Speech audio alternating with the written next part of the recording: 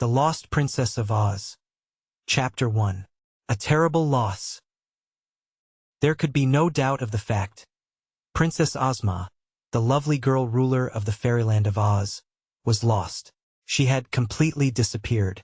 Not one of her subjects, not even her closest friends knew what had become of her. It was Dorothy who first discovered it. Dorothy was a little Kansas girl who had come to the land of Oz to live, and had been given a delightful suite of rooms in Ozma's royal palace. Just because Ozma loved Dorothy and wanted her to live as near her as possible, so the two girls might be much together. Dorothy was not the only girl from the outside world who had been welcomed to Oz and lived in the royal palace. There was another named Betsy Bobbin, whose adventures had led her to seek refuge with Ozma, and still another named Trot, who had been invited, together with her faithful companion, Captain Bill, to make her home in this wonderful fairyland. The three girls all had rooms in the palace and were great chums. But Dorothy was the dearest friend of their gracious ruler, and only she at any hour dared to seek Ozma in her royal apartments. For Dorothy had lived in Oz much longer than the other girls, and had been made a princess of the realm. Betsy was a year older than Dorothy and Trot was a year younger, yet the three were near enough of an age to become great playmates and to have nice times together. It was while the three were talking together one morning in Dorothy's room that Betsy proposed they make a journey into the Munchkin country, which was one of the 4 great countries of the land of Oz ruled by Ozma. "I've never been there yet," said Betsy Bobbin.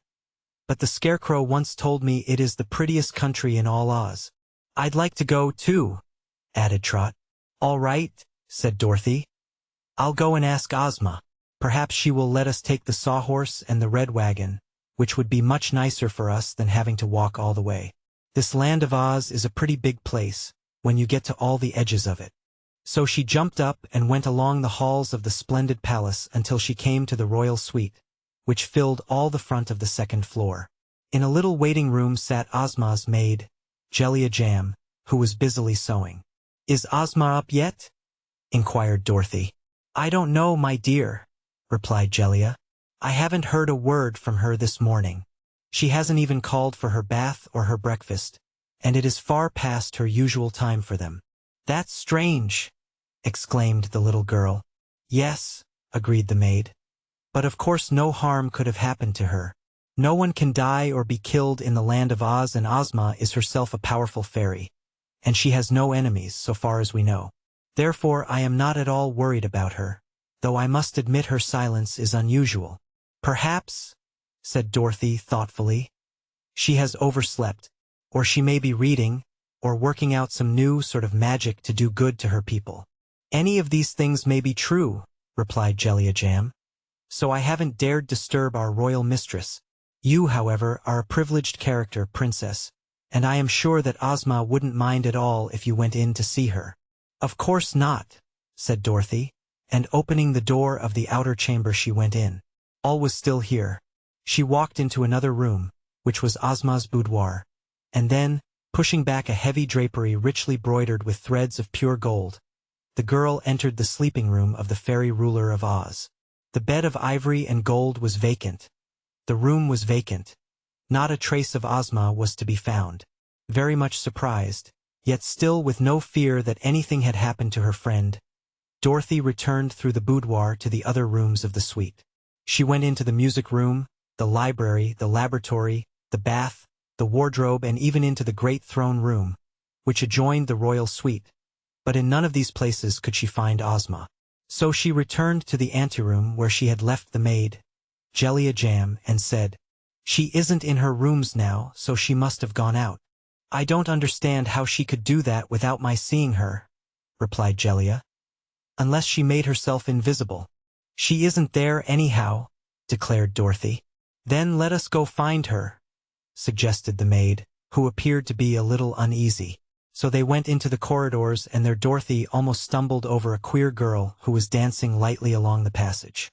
"Stop a minute, Scraps," she called. "Have you seen Ozma this morning?" "Not I," replied the queer girl, dancing nearer. "I lost both my eyes in a tussle with the Woozy last night, for the creature scraped 'em both off my face with his square paws. So I put the eyes in my pocket, and this morning Button-Bright led me to Aunt Em, who sewed 'em on again.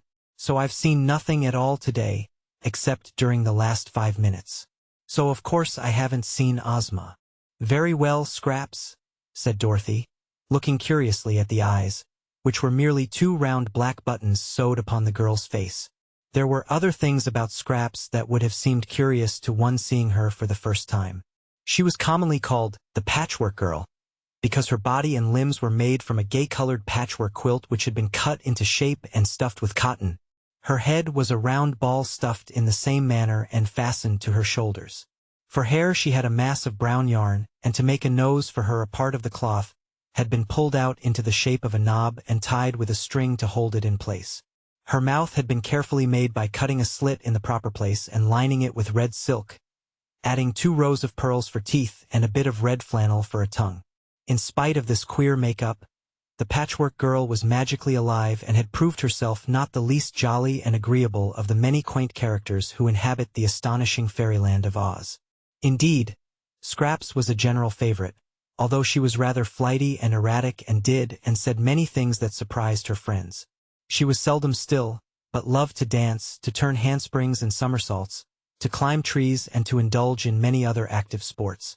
"I'm going to search for Ozma," remarked Dorothy, "for she isn't in her rooms and I want to ask her a question." "I'll go with you," said Scraps, "for my eyes are brighter than yours and they can see farther." "I'm not sure of that," returned Dorothy, "but come along if you like." Together they searched all through the great palace and even to the farthest limits of the palace grounds, which were quite extensive, but nowhere could they find a trace of Ozma. When Dorothy returned to where Betsy and Trot awaited her, the little girl's face was rather solemn and troubled, for never before had Ozma gone away without telling her friends where she was going, or without an escort that befitted her royal state. She was gone, however, and none had seen her go. Dorothy had met and questioned the Scarecrow, Tik-Tok, the Shaggy Man, Button-Bright, Captain Bill, and even the wise and powerful Wizard of Oz, but not one of them had seen Ozma since she parted with her friends the evening before and had gone to her own rooms. "She didn't say anything last night about going anywhere," observed little Trot. "No, and that's the strange part of it," replied Dorothy. "Usually Ozma lets us know of everything she does." "Why not look in the magic picture?" suggested Betsy Bobbin. "That will tell us where she is in just 1 second." "Of course," cried Dorothy. "Why didn't I think of that before?" And at once the 3 girls hurried away to Ozma's boudoir, where the magic picture always hung. This wonderful magic picture was one of the royal Ozma's greatest treasures. There was a large gold frame, in the center of which was a bluish-gray canvas on which various scenes constantly appeared and disappeared.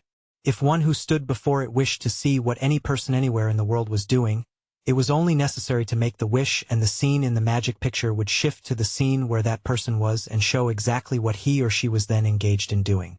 So the girls knew it would be easy for them to wish to see Ozma, and from the picture they could quickly learn where she was.